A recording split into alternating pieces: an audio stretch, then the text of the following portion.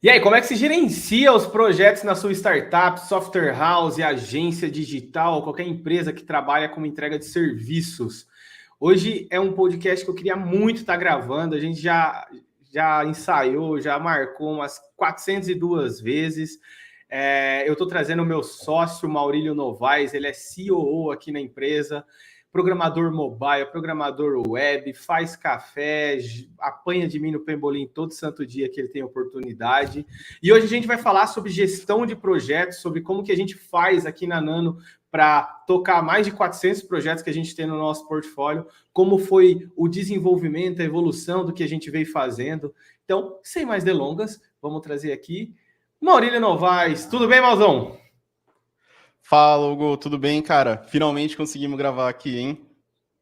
Tava difícil, porque é muita agenda difícil, né? A gente se vê pouco, se fala pouco, mas eu A gente tenho se vê certeza pouco, que tá tudo bem. aqui a gente vai ter muita oportunidade de trazer muito conteúdo, principalmente se a gente for levar em consideração que a gente sempre teve um pilar de educação na empresa, sempre gerou muito workshop, trouxe muita gente de fora. Só que eu acho que assim, nada melhor do que a gente começar falando de um tema que sempre foi, de certa forma, uma paixão e uma tristeza do jeito de fazer as coisas acontecer, que é gerenciar projeto, que não é fácil, principalmente em empresas que fazem projetos sob medida e cada projeto você tem que aprender de um jeito. Então é um time enxuto, muito projeto, a gente teve que se reinventar durante esses últimos anos que a gente está junto. Então, cara, fala um pouco de você aí para o pessoal entender, né? Eu te conheço demais, sou seu padrinho de casamento, você é meu padrinho de casamento, enfim. Mas fala um pouco aí quem que é o Maurílio, como que ele chegou onde ele está hoje, e é para a gente entrar no tema aí. Bora lá, então. Quem que é o Maurílio? O Maurílio é um cara que não desiste. Eu comecei lá atrás estudando web design, fazendo curso aí de escola de informática mesmo.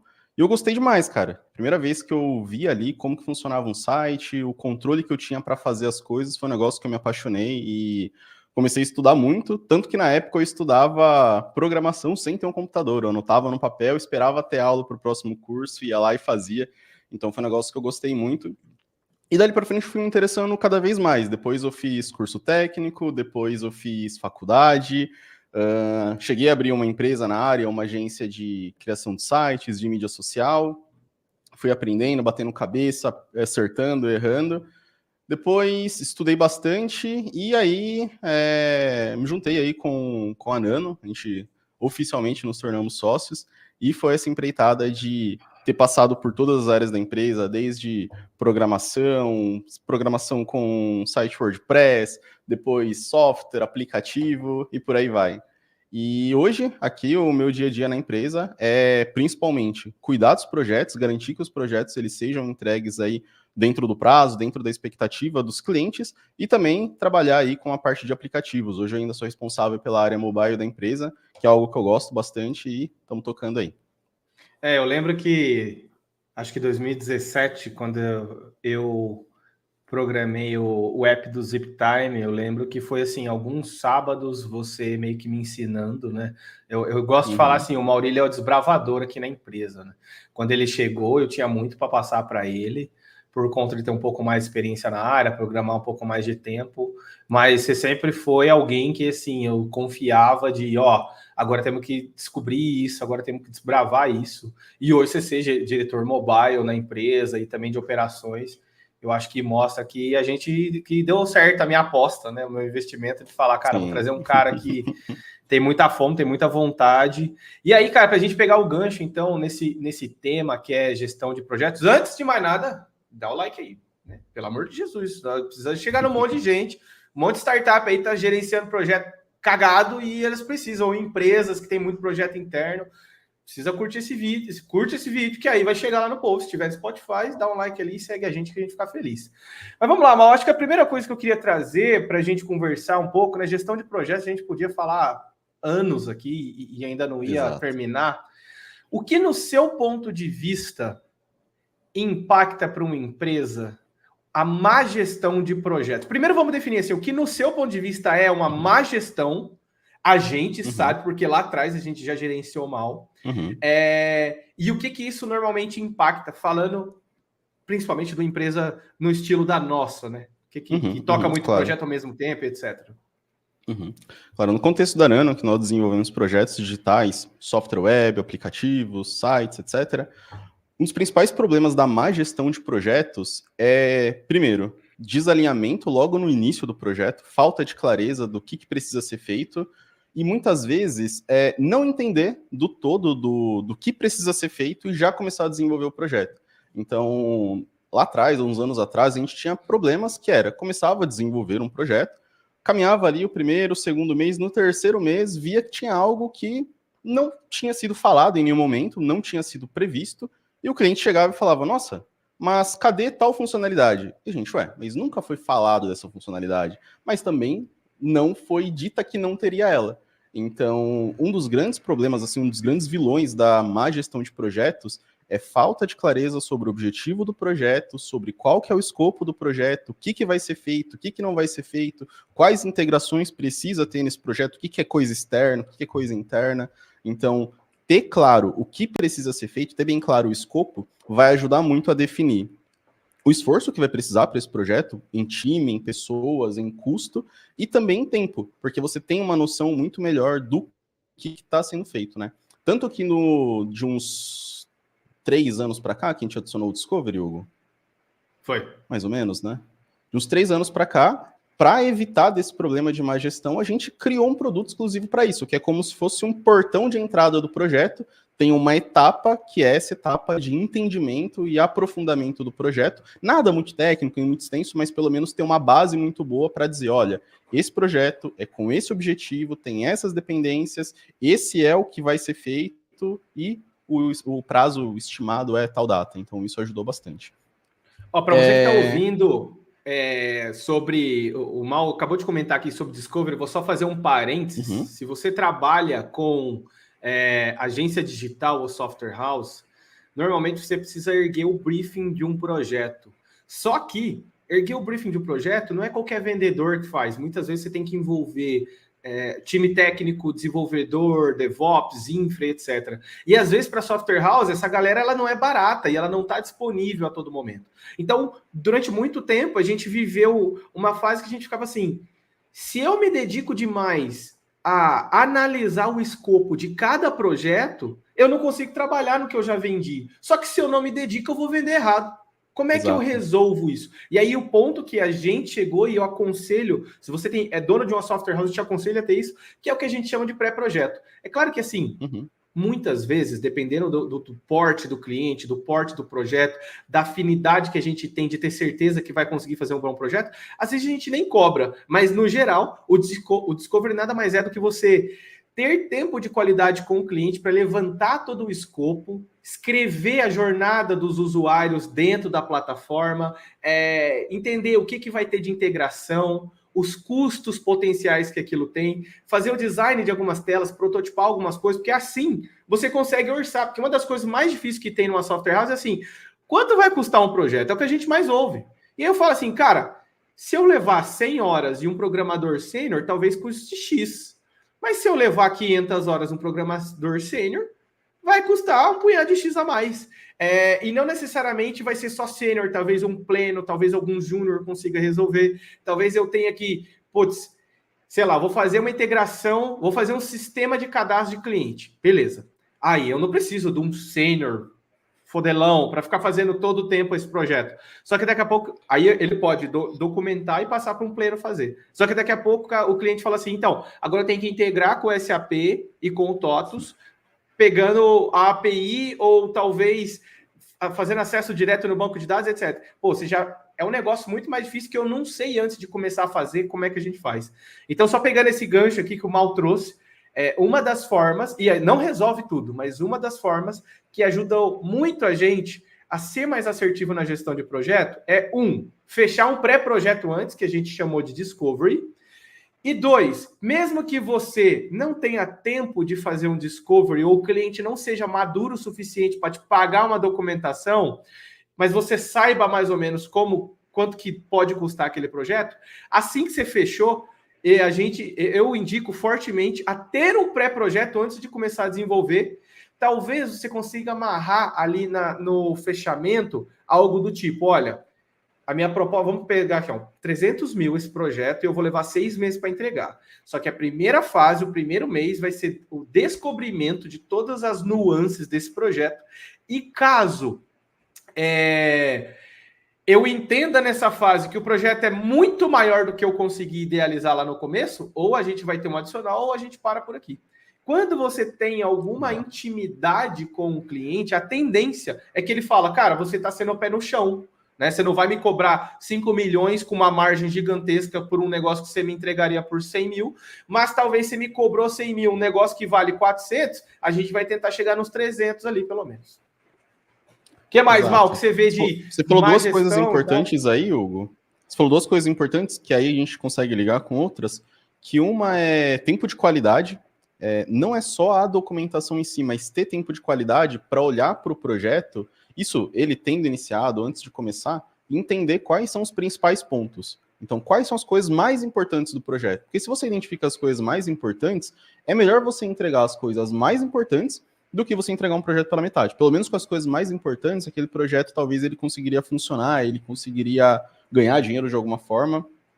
E outro ponto também, só para fechar com esse pré-projeto, não é raro a gente fazer esse processo de descoberta, e o cliente olhar e falar, caramba, isso é muito mais do que eu pensei que ia gastar, ou é muito mais complexo do que eu achei que ia ser, ou, nossa, durante esse processo de descoberta vocês viram outra solução que está fazendo exatamente o que eu faria. Então é um pouco antinatural, porque a gente fala para o cliente, olha, antes de você me pagar, deixa eu ver quais são os possíveis problemas que podem acontecer aqui, que pode gerar um grande...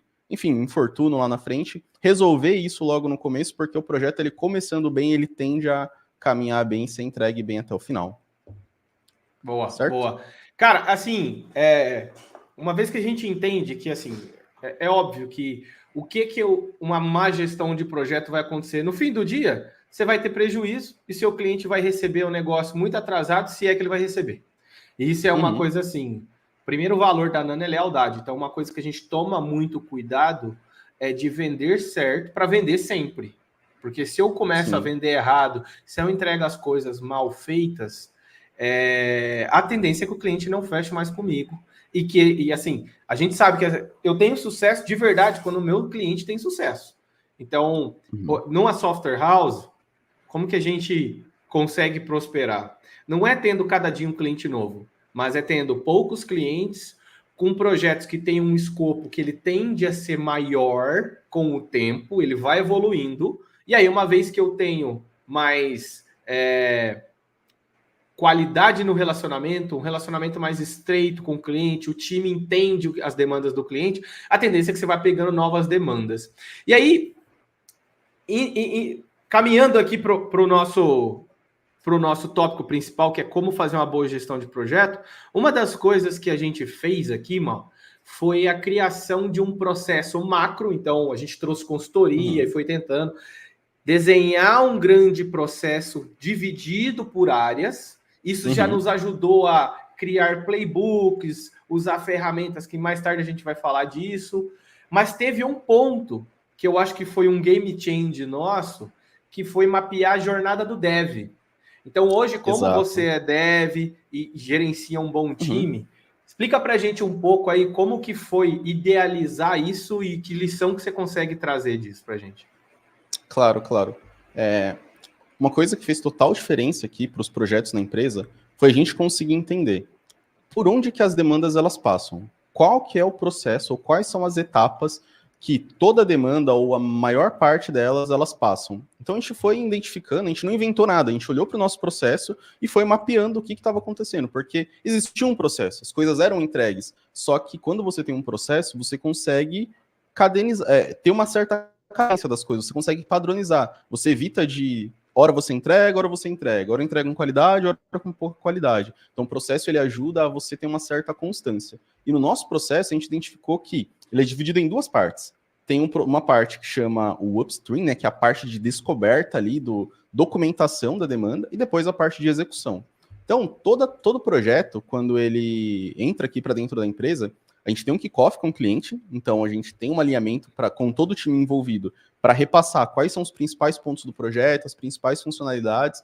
Depois disso, a gente explode isso em entregas, então existe lá o todo do projeto. E aí esse todo do projeto vai levar, por exemplo, 10 meses. E esse é um exemplo que cada entrega ela cabe dentro de um mês. Então teriam 10 entregas e cada entrega ela tem um objetivo específico. E cada entrega ela passa por uma etapa. Cada entrega e cada tarefa, né? Tem a etapa de descoberta, que é beleza. Eu tenho uma funcionalidade, por exemplo, que é cadastro de cliente. Cara, cadastro de cliente é muito amplo, é muito vago. O que vai ter nesse cadastro? Quais são os campos? Vai ter que, quando eu colocar o CEP, consultar de uma API de CEP trazer o endereço completo ou vai digitar o endereço inteiro? Esse cadastro do cliente, ele vai funcionar só no painel administrativo ou vai ter um portal que o cliente faz um pré-cadastro, cai no painel administrativo e vida que segue? Então, todas essas dúvidas, né, que para quem é da área, quando fala numa funcionalidade, ela já começa a vir borbulhando na cabeça, é nessa etapa de descoberta que a gente busca resolver as principais. Claro, não existe uma bala de prata, a gente não vai resolver tudo, mas as principais a gente tenta resolver nessa etapa de descoberta. Por que nessa etapa de descoberta? É melhor eu descobrir um problema, eu entender que eu tenho um problema, uma dependência externa, antes de começar uma tarefa, que ainda é barato, não tem ninguém trabalhando nela, do que depois que alguém está trabalhando. Nesse exemplo de cadastro de cliente, eu tenho uma integração com uma API do Correios, que eu digito o CEP e carrega o endereço da pessoa. E eu não tenho acesso à API do Correios, ou essa API do Correios ela é paga, ou o cliente ele não... Enfim, N motivos. Se eu descubro isso enquanto eu estou executando, eu não vou conseguir finalizar aquela tarefa, não vou conseguir finalizar aquela demanda. Então isso acaba sendo custoso, porque o time anda, para e nunca consegue finalizar. Aqui na empresa a gente usa um mantra que é comece a terminar e pare de começar. É melhor você terminar as coisas que você começa, melhor você pegar de 10 coisas que você tem para fazer, você pegar 5 e começar e terminar elas, do que você ter 10 que estão pela metade, porque essas 10 ainda faltam coisas, elas não são usáveis ainda. E depois dessa etapa de descoberta, que a gente define ali as principais problemas ou impedimentos que pode ter na tarefa, tem uma etapa de planejamento, que a gente define, uma vez que eu sei ali agora o escopo do que eu preciso fazer, quando que é uma data estimada, e uma coisa que é importante aqui, estimativa de data é diferente de previsão de data. A gente já tentou lá atrás falar, putz, isso daqui eu vou entregar dia 4 de janeiro às 4h54. Tipo, isso é irreal. Não funciona desse jeito. A gente trabalha com a mente, a gente é da área do conhecimento, então as coisas variam. Então, estimativa, uma ordem de grandeza de, putz, eu acho que isso vai levar mais ou menos 2 semanas, mais ou menos um mês, mais ou menos 15 dias. E dentro desse período acontece esse processo de descobre, planeja e depois começa a desenvolver. Depois tem a etapa de próximas, que é, eu sei o que eu preciso fazer, sei quando e quem que vai fazer, e tem essa etapa de próximas, que é a tarefa, ela está pronta para começar. Então o time olha para essa etapa, pensa num fluxo, né, numa linha horizontal com várias etapas, então quando o time olha nessa parte de próximas, as tarefas que estão ali, elas podem começar. Então a gente consegue ter uma fila de demandas para as pessoas. As pessoas olham e falam, putz, tem essa funcionalidade, está no próximas? Já foi resolvido se ela tem algum problema ou não? Já foi combinado data com o cliente? É só pegar e trabalhar nela. Legal. E depois... Vai lá. Não, pode ter um comentário aí? Aqui o que eu ia trazer é sobre a jornada do dev, para a gente depois dividir entre antes de fechar o projeto, durante o projeto acontecendo e depois que a demanda sai. Então você está trazendo aqui para a gente algo que acontece depois que eu fechei e no momento dela estar sendo executada. Então você falou, ó, exato, explode as entregas, faz uma descoberta de cada entrega, depois planeja, e aí dentro do Kanban, no caso, né, você falou, ó, pensa numa linha horizontal com várias colunas, existe o time para pegar a execução. E aí, como que funciona até chegar lá no publicado? E aí tem essa etapa de descoberta que passou, e aí são as etapas de execução. Então, eu vou ter o fazendo, que é quando o time está executando aquela demanda, e aí a gente consegue ter uma visualização de quais demandas estão sendo executadas, de quais clientes e quem que é a pessoa que está trabalhando naquilo, ou quem que é o time que está trabalhando naquilo. Depois tem alguns status ali, algumas etapas, se a tarefa ela pausou por algum motivo, que teve alguma outra prioridade, se ela foi bloqueada, que às vezes tem alguma dependência externa. E depois tem mais três etapas que são bem importantes aqui para a empresa e para o nosso tipo de produto, que é uma etapa de revisão, Então, toda demanda, ela passa por uma revisão interna antes dela ser enviada para o cliente, antes dela ser colocada em produção, né, no ambiente final, oficial, que os clientes vão estar usando, passa por uma revisão interna. Depois, passa por um processo de revisão do cliente, porque muitas vezes a gente tem um olhar de funcionalidade para deixar da melhor experiência possível, mas o cliente ele conhece do negócio. Então, quando ele revisa e ele não precisa se preocupar com bug, se está funcionando, não está funcionando, se está igual ao design, não está igual ao design, se tem um texto errado ou não, porque isso passou por uma revisão interna, o cliente ele consegue olhar e se preocupar com o negócio, do tipo, putz, será que se a gente colocar, de repente, um selo de qualidade aqui, que eu tenho um parceiro, será que isso não pode aumentar a nossa conversão? Então, a gente tem esse cuidado antes de ter esse processo de qualidade interna para depois o cliente ele olhar e basicamente o cliente dá um ok, ou se ele quer mudar uma coisa ou outra, ele não vai pegar, putz, eu cliquei no botão e não está funcionando, ele vai pegar realmente coisas ali de negócio que vai levar um plus ali para a entrega dele. E depois o cliente dá ok, aí isso daí vai para a produção, que é no ambiente final, onde o cliente final vai estar usando. Então, esse processo que eu falei aqui é o processo depois que tem um projeto já rodando aqui na empresa, o time já está trabalhando aqui, e é mais ou menos isso que funciona. Aqui na empresa, o Hugo ele comentou sobre Kanban, a gente usa um híbrido de Kanban com Scrum.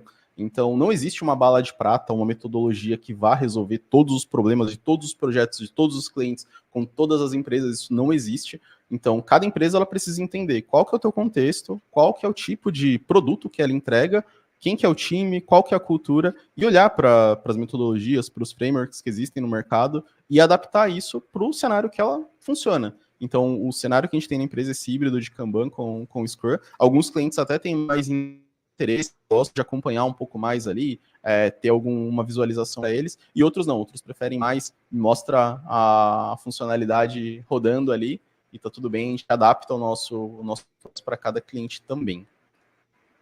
Cara, legal. Eu vou fazer um negócio diferente aqui, ó, que eu não fiz ainda em outros podcasts. Tomara que dê certo. Quem tiver no áudio, perdão. Esse aqui eu te indico aí lá para o YouTube. Eu queria mostrar na prática, ó, só para vocês terem uma ideia. Isso aqui, a gente está no Lucid Chart. Isso aqui é o nosso processo. Então, deixa eu dar um zoomzinho aqui, ó. A gente tem desde como é o atendimento, quando chega uma solicitação, se já é cliente, se não é, como é que acontece. Então tem lá a qualificação, orçamento, aí o atendimento de análise de fit. Depois, se fechou, tem a parte da negociação, depois eu tenho um onboarding administrativo, deixa eu dar um zoom out. E aí, daqui eu venho um onboarding técnico, desse onboarding técnico eu venho para onde? Para a parte de discovery, então o ciclo de wireframes e coisa e tal. Depois a parte do ciclo de criação, de design, aí desenvolvimento, aí no desenvolvimento tem mais um mundo aqui. Isso aqui deu um trabalho, nossa senhora, foram um mês, se não anos, para chegar no nível que está hoje, mas é só para terem uma ideia de que assim, ó, não é fácil, não é rápido, mas dá para fazer. É questão de você ter um time que gosta de processo, se não gostar, faz gostar, né? Mas alguém tem que sentar para fazer, e é cada área. Aí existe, a gente não chegou dessa forma, não chegou desse tamanho. Qual foi a sacada que a gente teve? Foi fazer um caminho feliz. Eu não consigo tirar esse negócio? Consigo. Foi um caminho feliz, que fica um pouco mais tranquilo da gente ver aqui, ó. Então, para vocês terem uma ideia, ó, eu tenho uma parte comercial. Isso aqui, a empresa toda, ela tem que ter. Então, a gente faz workshop para explicar para a empresa como que as coisas funcionam e tal. Mas aqui, ó, só para ter uma ideia, eu tenho uma parte comercial, depois administrativo, depois uma parte de customer success, aí eu vou, ou atendimento, né, no caso, aí depois eu vou para o time de gestão de projetos, tenho lá o ciclo de desenvolvimento, depois volta para o CS, em teoria ao fim, que aí o ciclo volta. E aí o ponto que eu queria trazer aqui para a gente comentar, Mal, é esse cara aqui, ó, que eu acho que é o... Quando a gente identificou ele, ficou mais fácil, porque assim, a gente queria pegar mais projetos, mas a gente via que quanto mais projeto a gente pega, mais dá trabalho para o sênior, e aí você fala, velho, eu vou ficar louco, né? Assim, os tech lead tem tempo limite para trabalhar e tal. E aí a gente foi identificando aqui, pessoal, que quando um cliente chega, eu tenho desde a fase comercial, depois a fase de descoberta, aí aqui que o Mal tinha colocado explodir os entregáveis. Depois que eu Uhum. explodo os entregáveis, aí eu tenho planejamento, que são as sprints e as tarefas, e a gente até colocou aqui o software que a gente utiliza para já facilitar. Cleanboard, tá virando o finado Cleanboard, a gente colocou tudo no ClickUp. E aí, aquele ponto que o Mal estava comentando é exatamente esse ciclo base de produção, onde o cara desenvolve, depois vai para a revisão, que a gente chama de homologação, e aí a gente dá um feedback para o cliente, o projeto fica aqui nesse ciclo, rodando as entregas, supondo um projeto de 10 meses que ele tinha dado o exemplo, começa no dia 1, cada mês eu vou rodando uma entrega, e aí depois eu tenho deploy produção. Mal, me conta um pouco de como que você sente para o time, como que é para você a gente ter chegado nesse nível de identificar a jornada. Depois a gente acabou em alguma reunião definindo que a gente também avaliaria o time por aqui, que nem sempre foi por aqui. Fala um pouco, discorre um pouco desse cara pra gente aqui, por favor. Claro, claro. Cara, é libertador quando você consegue olhar para a tua operação, consegue identificar um padrão, que é um padrão que funciona, documenta isso, e aí entra um negócio que eu acho que ele é o pano de fundo ou deveria ser, né, o pano de fundo da operação de toda empresa, que é o clássico PDCA, que é quando você planeja, executa, checa e age. Isso daí foi o que a gente documentou. A gente olhou e falou, essa é a jornada, é o caminho feliz. Então quer dizer que se eu colocar isso num fluxo, amanhã esse negócio está funcionando, está tudo rodando sem nenhum atrito?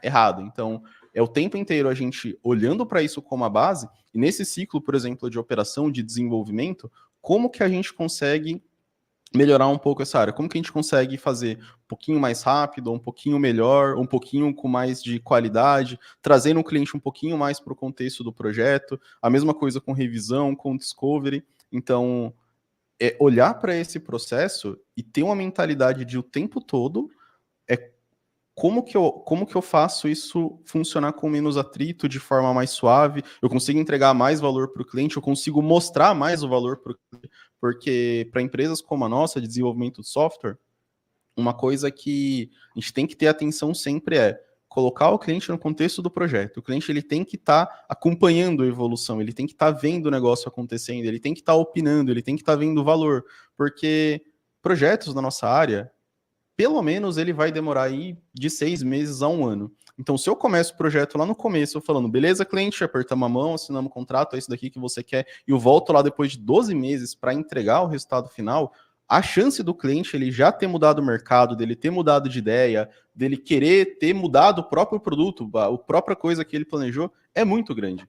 Então, esse processo que ele funciona, né, como uma jornada, é uma jornada que ela acontece várias vezes ali durante o projeto. O comercial, que é a primeira caixinha ali, depois do cliente, ele não é um comercial que ele falou no primeiro dia e vai falar no último dia. Ele fala, a gente tem grupo no WhatsApp junto com o cliente, o time que está envolvido no projeto, o comercial, a pessoa que vendeu o projeto ali para o cliente estar nesse grupo. Então, a gente busca ter essa proximidade para conseguir mostrar esse valor para o cliente, essa parte de discovery, envolver o cliente, envolver o time. Então, antes de começar o projeto, o cliente ele tem minimamente um rascunho, um protótipo de como que as coisas vão funcionar, e essa cabeça de melhoria contínua, assim, eu diria, né, que é de excelência, que é um valor da empresa, mas não excelência por excelência de, nossa, eu vou fazer melhor porque tem que ser melhor. Não. O que dá para eu fazer melhor? E às vezes o fazer melhor é você manter o padrão de qualidade que tá, porque senão você vai entrar num ciclo, e isso é muito comum para gestores de projetos, que é o tempo inteiro quer melhorar. Então, às vezes tem coisas que tá boa e tá querendo melhorar, e tem coisas que tá ruim, que ela tá meio abandonada ali. Quantas vezes isso aconteceu de eu chegar, às vezes, para mostrar uma melhoria pro Google, mas, mal, e esse outro negócio aqui que tá sangrando mais, e aí? E É muito mais gostoso melhorar o que já tá bom, né? Exato, exato. Mexer no que tá ruim que é difícil. E com o projeto é um negócio muito sensível, porque a gente está lidando com expectativa. É diferente, por exemplo, de uma casa, que a arquiteta ela consegue projetar exatamente como a casa vai ser, consegue virar de todos os ângulos, consegue fazer simulação, consegue simular toda a parte elétrica, a parte hidráulica, pôr do sol, e o engenheiro vai e a construtora vai construir exatamente aquela casa que o cliente viu como que ia ser antes. Com o projeto, a gente gerencia muito questão de expectativa. Porque o cliente ele não chega para a gente falando, olha, eu quero um sistema que ele vai ser um CRM com esses módulos, esses campos, essa integração. Não, ele chega com uma dor de eu preciso aumentar minhas vendas. Ou eu tenho uma base de clientes, eu preciso conseguir entregar um produto para elas. Quero que elas estudem mais comigo, por exemplo.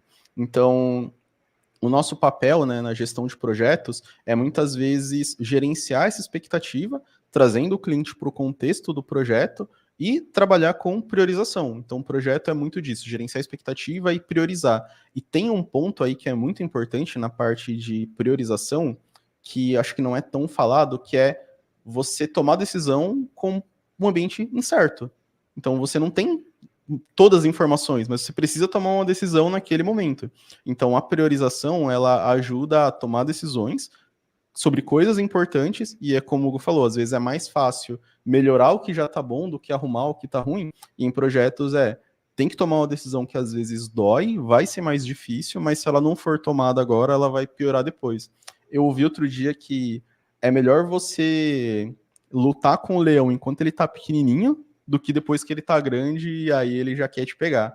Então, o projeto tem que ter esse cuidado de viu que tem algo que vai, ou tem o potencial de ser um problema, é um leãozinho que vai crescer, não espere esse negócio passar, jogar lá para o final, tenta envolver o cliente, o time o quanto antes, troca ideia, vê formas de resolver aquele problema, o quanto antes, que vai ajudar o projeto ele não degringolar, né? O projeto, ele, por ser esse lance de expectativa, se ele não tem ali uma boa gestão, ele vai degringolando, e aí coisas que são pequenas, né? Problemas que em teoria seriam pequenos, mas por ter tantos problemas pequenos, eles acabam se tornando grandes, e aí o cliente perde tesão, o time perde tesão, e o projeto ele vai perdendo tesão aí, que a gente não pode deixar isso acontecer.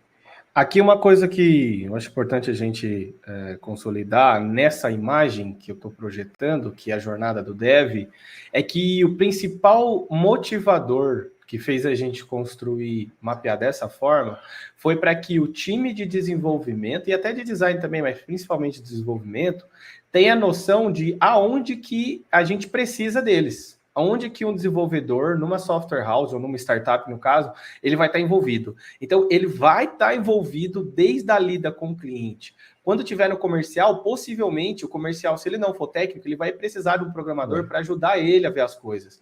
Na hora de fazer o discovery, descrever a jornada, desenhar os fluxogramas, fazer os rascunhos das telas, você também precisa de desenvolvedor.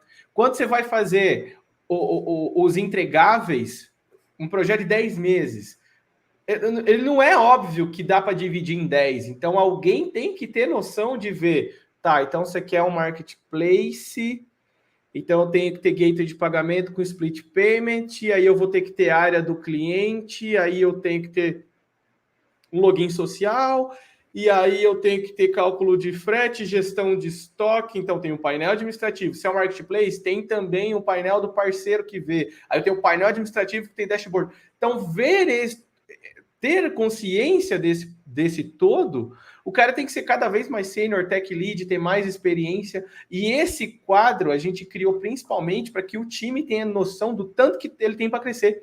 Às vezes, as empresas falam assim, ó, aqui tem Junior, Pleno, Sênior, tem programa de estágio, tem trainee.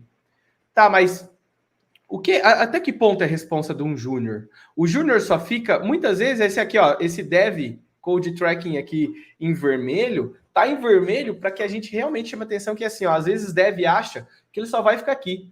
Esse cara não vai crescer. Ele não vai virar Sênior.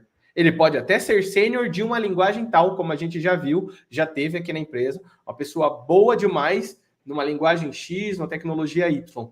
Agora, um desenvolvedor que vai ser essencial em qualquer área, seja numa startup, seja numa software house, seja num departamento de TI de uma grande empresa, é que ele tem consciência de que ele precisa estar em contato com o cliente lá na ponta, com o time de ideação que está desenhando as telas e os fluxos, com o time de gestor que precisa de um dev para falar quanto tempo você acha que vai mais ou menos isso, tanto na explosão de entregáveis quanto no planejamento, na definição das sprints.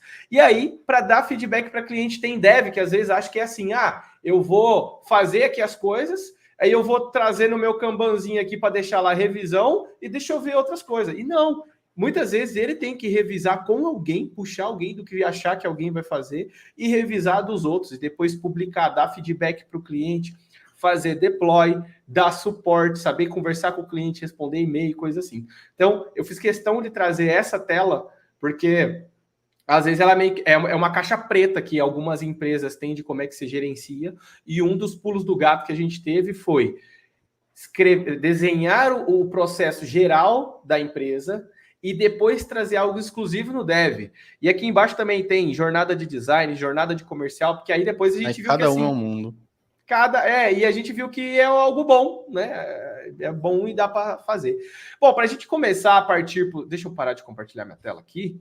Para a gente ir partindo para um fechamento aqui, antes de mais nada, deixa aqui nos comentários, você que está acompanhando esse negócio até aqui, se você vê algum desafio aí dentro da empresa que você nunca conseguiu fazer funcionar. Então, dev que acha que só tem que escrever código, designer que acha que só tem que desenhar a tela, comercial que acha que não precisa saber de parte técnica, ou, eu vi no metodologiaságis.com.br, sei lá, é um link mais ou menos assim, como que funciona o Scrum, e nós vamos colocar o Scrum do zero até o final. Vai ter milestone, vai ter daily, vai ter sprint backlog, vai ter retro, e vai tudo funcionar. Aí você chega e fala assim, tá bom, mas você tem 10 projetos tocando e cada um está numa fase. Como que você vai implementar tudo? Como que toda sexta você vai fazer retro se não é toda sexta que você está entregando o projeto? Exato. Sabe?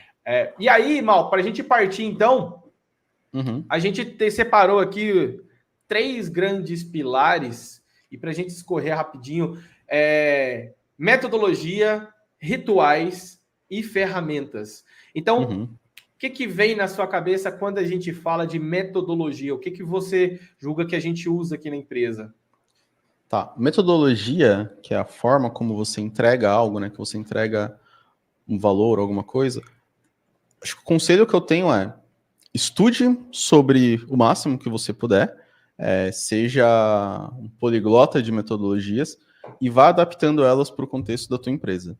Como o Hugo falou, um erro é você olhar lá o guia do Scrum, chegar na segunda-feira na empresa e falar, olha, a partir de hoje vai ser Scrum, fulano é Scrum Master, você é não sei quem, a gente vai fazer aqui uma reunião em pé de 15 minutos que vai chamar de... Tipo, não existe isso. Assim, existiu, muitas empresas tentaram e elas não tiveram sucesso com isso. Por quê? Mudanças que ela causam uma quebra elas inclusive, a Nano há algum tempo que achava que ia pegar uma metodologia e... Até a gente ir num curso de Scrum na Dextra, se não me engano, contar o nosso contexto e a instrutora olhar e falar, não funciona assim para vocês. Esse é seu desafio, como você vai fazer Esse é o seu desafio, exato. Que o contexto era, o Scrum ele funciona muito bem quando você tem um único time, um único produto, o time ele tem uma certa maturidade e tem ali um PO para conseguir gerenciar, né, esse time, essas demandas. Mas agora, o contexto da maioria das empresas você tem mais de um projeto acontecendo ao mesmo tempo, você tem um time que ele está dividido, ele não está trabalhando necessariamente só em um projeto, e aí conseguir equilibrar isso, conseguir usar o Scrum lá no By the Book nesse cenário não funciona muito bem. Por isso, quando você olha para outras metodologias, né, você vai para Kanban, XP, enfim, Waterfall, você vai para outros contextos, volta, olha para a empresa e fala, tá, qual que é uma pequena mudança que eu posso fazer hoje? Então, a gente baseou hoje, nossa gestão ela chegou no nível que está baseado em baby steps. Foram pequenos passos que foram dando. Então, entender onde que estava doendo e onde que a gente queria chegar e dar pequenos passos para ir conseguindo melhorar. E, no fim das contas, virou uma metodologia Nano Incube, digamos assim, que ela é um pedaço que funciona de cada uma delas para um contexto que funciona para Nano.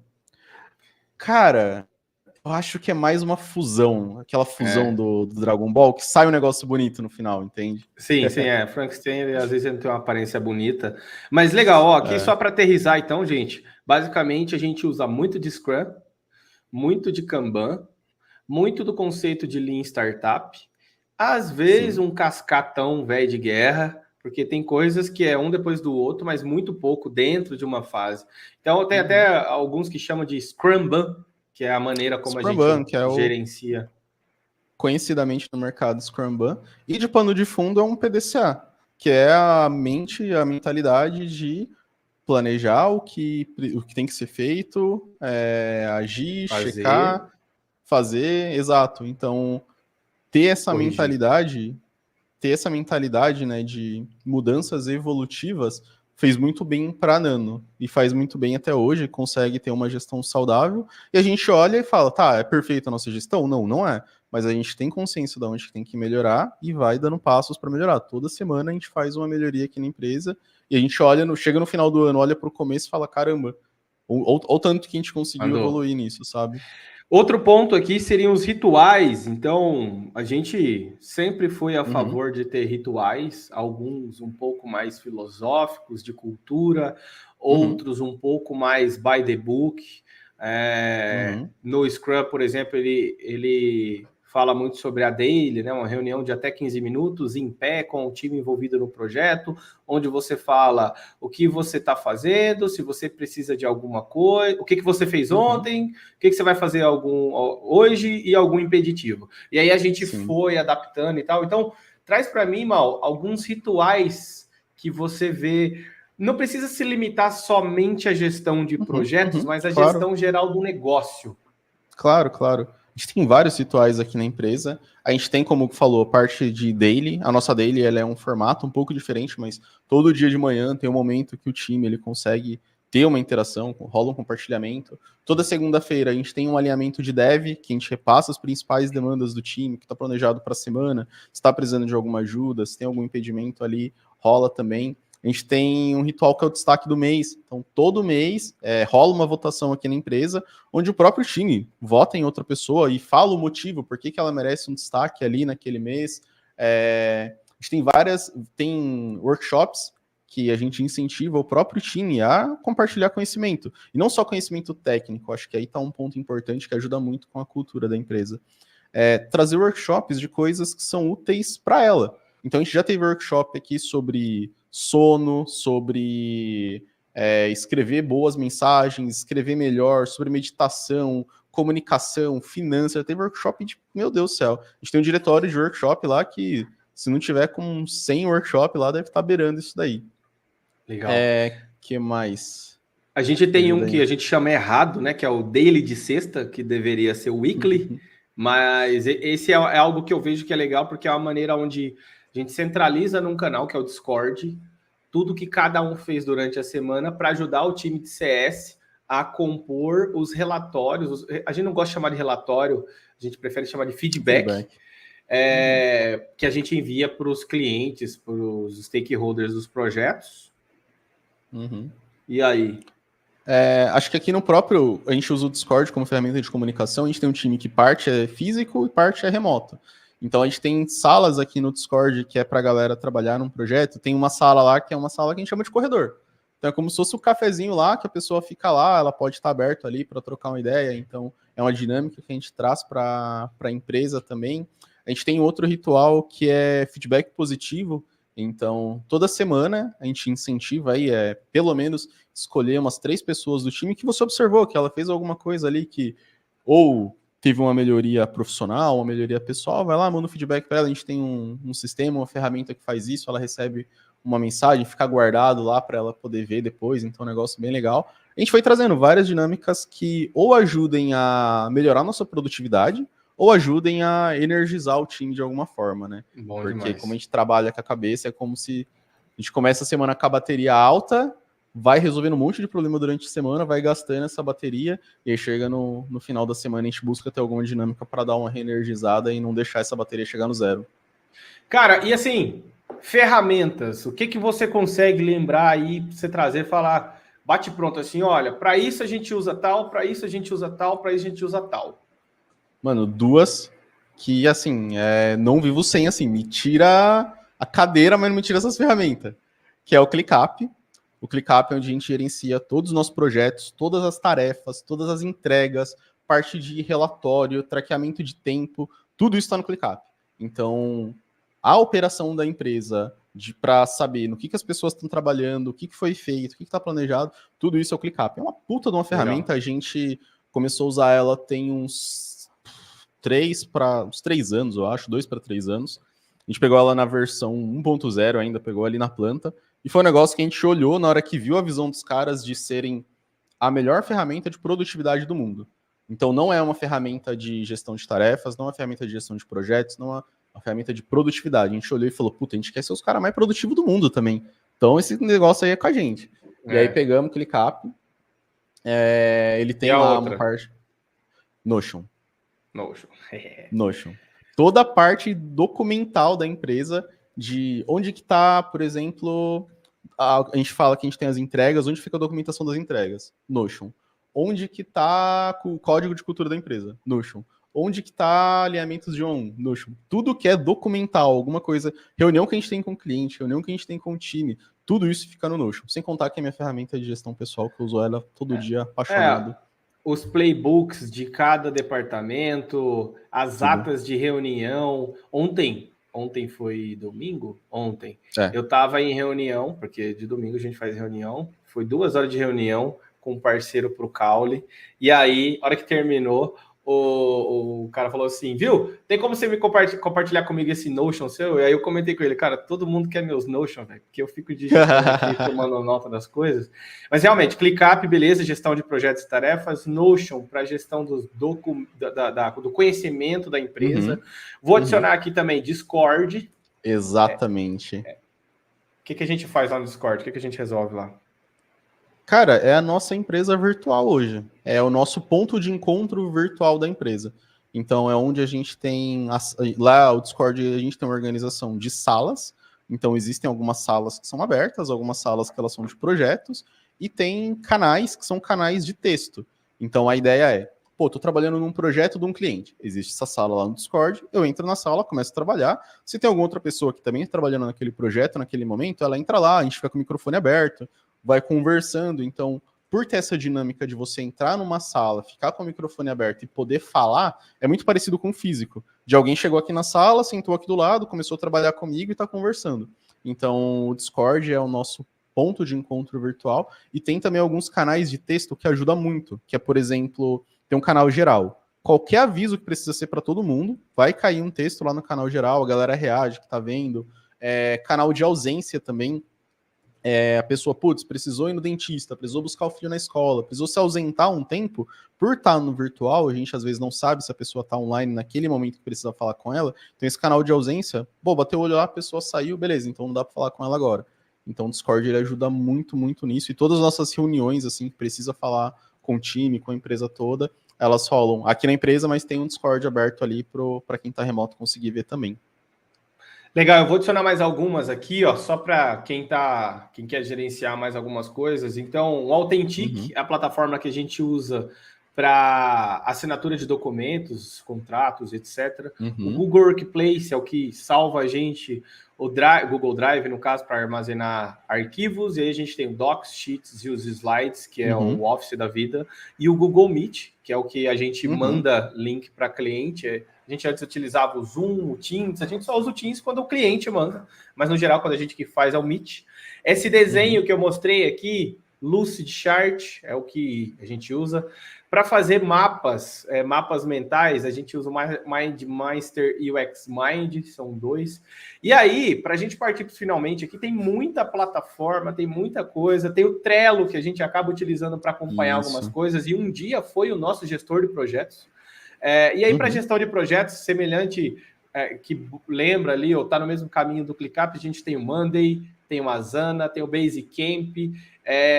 Para gestão de workflows aqui, às vezes a gente usa o Pipefy no processo que eu mostrei a parte administrativa. O nosso departamento administrativo usa o Pipefy para ver, aqui ficha cadastral do cliente, mandou o contrato, faz não sei o quê.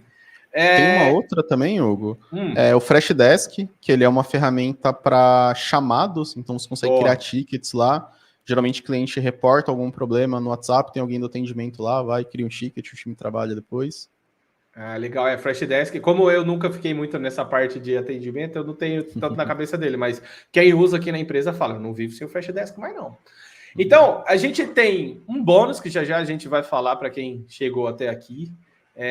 E antes da gente ir para o bônus e chegar nos finalmente e mandar os recados, mas eu queria que você deixasse aqui algumas dicas ou hacks para quem está à frente de gerenciar projetos, principalmente numa startup que tem, às vezes é um produto, mas ele tem um monte de subprojeto para fazer, ou para quem tem uma software house e precisa gerenciar muita coisa, falar com o cliente, falar com o usuário final, gerenciar o time. Quais são as top 3 dicas matadoras que você fala, cara, você vai rodar, vai rodar, vai rodar, e isso aqui vai estar presente na sua vida? O que você diria?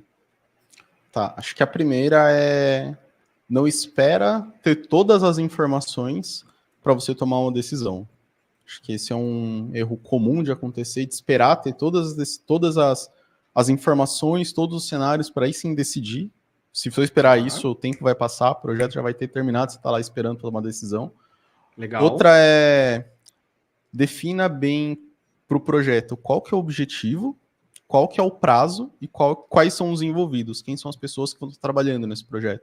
Isso daí vai definir expectativa tanto para o cliente quanto para quem vai estar trabalhando desde o começo do projeto. Isso vai ajudar para cacete para o time ou para as pessoas que vão estar trabalhando, para as pessoas que vão estar trabalhando, para o cliente não ficar perdido sobre, putz, será que já foi? Quando que vai ser? Então isso ajuda muito. Projeto geralmente é algo grande, né? Independente da área. Um mês é tempo pra caramba, então já é uma coisa grande. Então quebra entregas menores. Pega o projeto, não tenta fazer ele do começo ao fim de uma vez só. Quebra entregas de 2 a 4 semanas. O que você consegue entregar com começo, meio e fim dentro de 2 a 4 semanas? E mostra isso para o teu cliente.